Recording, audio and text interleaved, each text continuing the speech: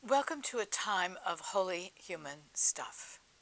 My name is Heather Murray Elkins, and I would like to invite you to reflect on what does it mean to be in mission.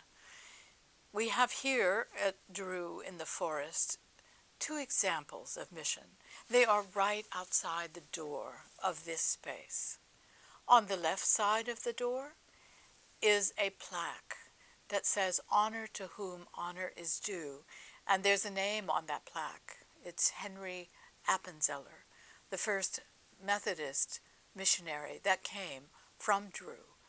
He was walked down to the train, he and his wife, and given a gift of a communion set, and they then departed for the land of morning calm. On the other side of the door is mission, but from another century. Henry Appenzeller and his wife Ella represent the mission of the 19th century. What is on the other side of the door is what mission looks like in the 21st century. And that's a gift that was given to us by a very special woman.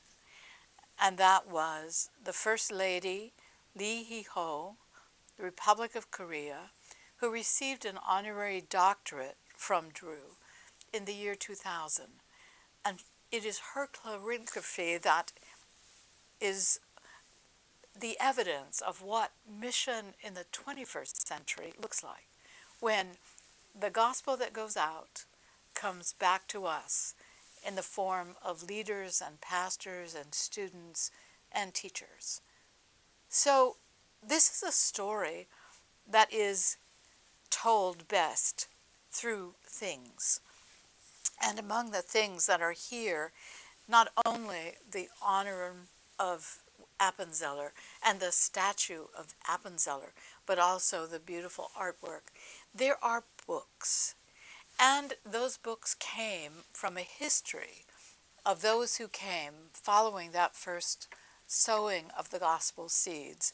And I want to share today a history of some of the wonderful people who have come back through those gates that first the Appenzellers walked out of. And this history is being told, as I read it to you, from a wonderful teacher and leader and guide, David Kwanzaa, who taught with us here at Drew. And he was, in fact, the major reason we were able to have the First Lady accept our invitation to become an honorary degree holder. So I'd like, using David's history, to share some of those who have come through this space.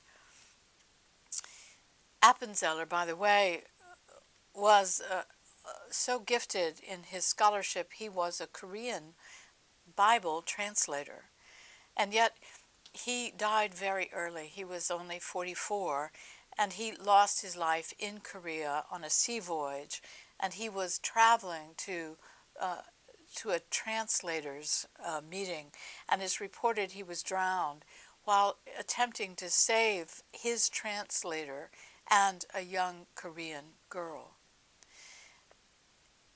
It is the first Korean scholar to attend Drew was Dr. Chung Il Hyung.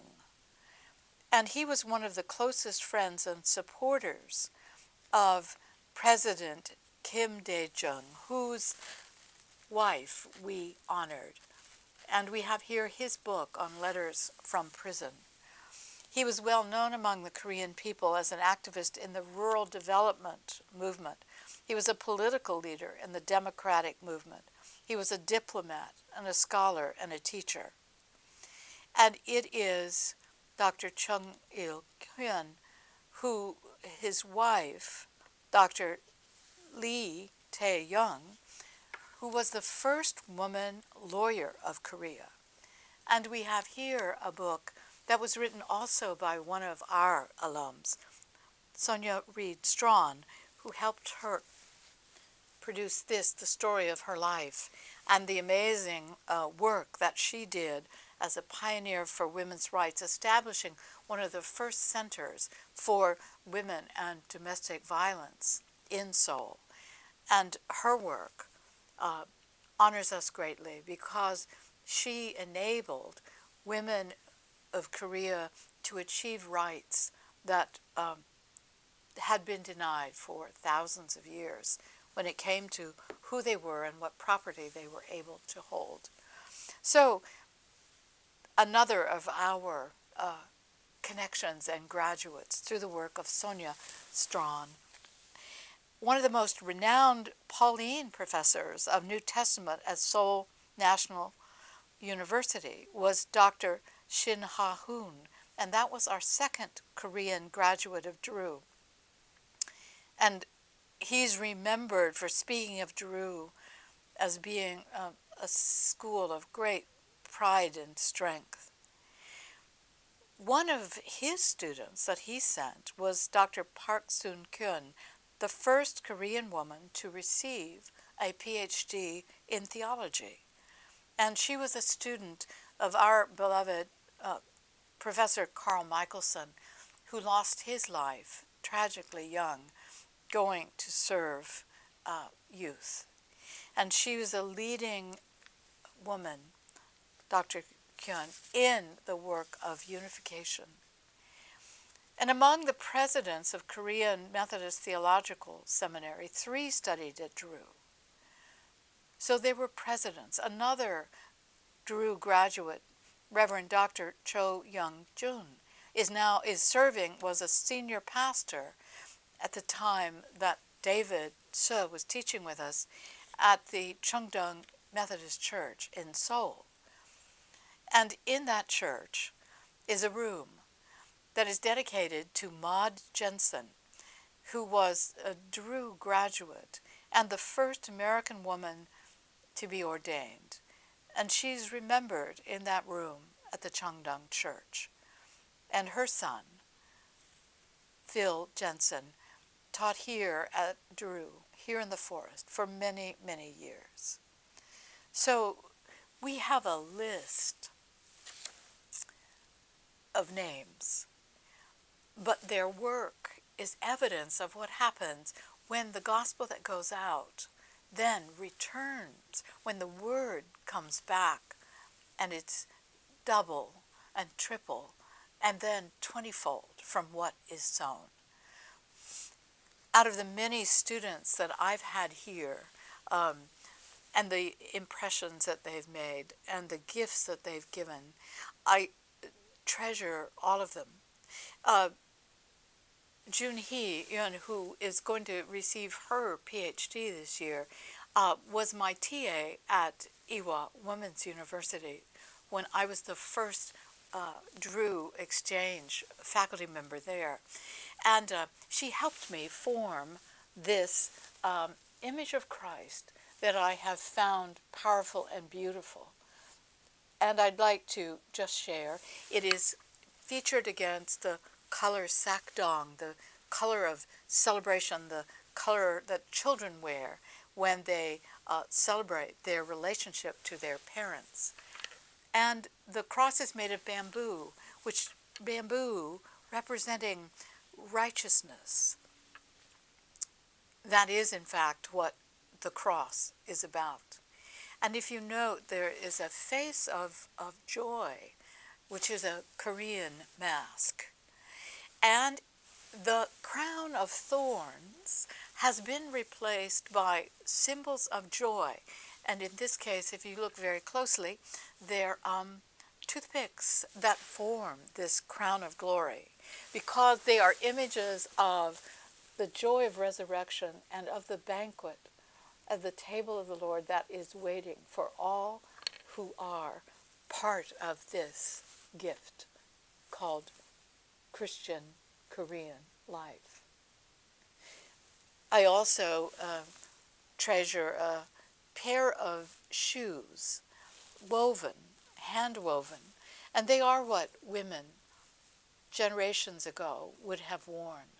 They are the shoes of those who are poor, and to me they're the most powerful image of what it would mean to walk in the path of Jesus.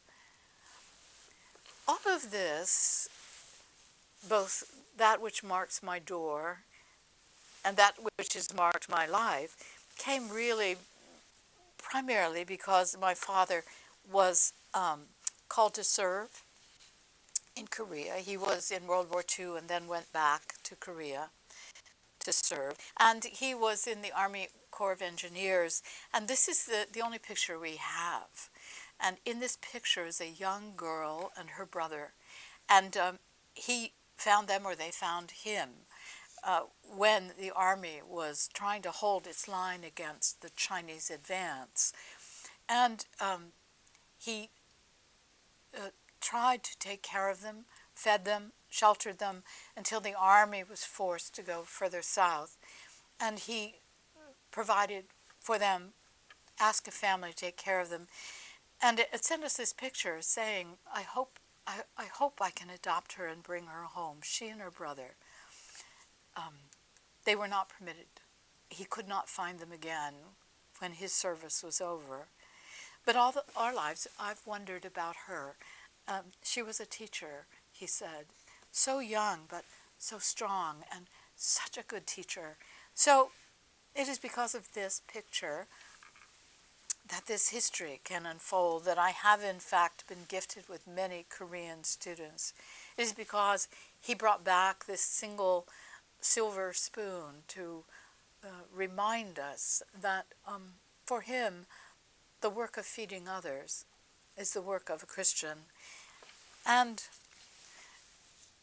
this very old currency, which has on it the beautiful images of mountains of Korea, these are those things, that holy stuff, those human objects that have led to an extraordinary relationship, and I would say a lasting connection between this place in the forest and that place called South Korea. And for those gifts, I am grateful. 감사합니다.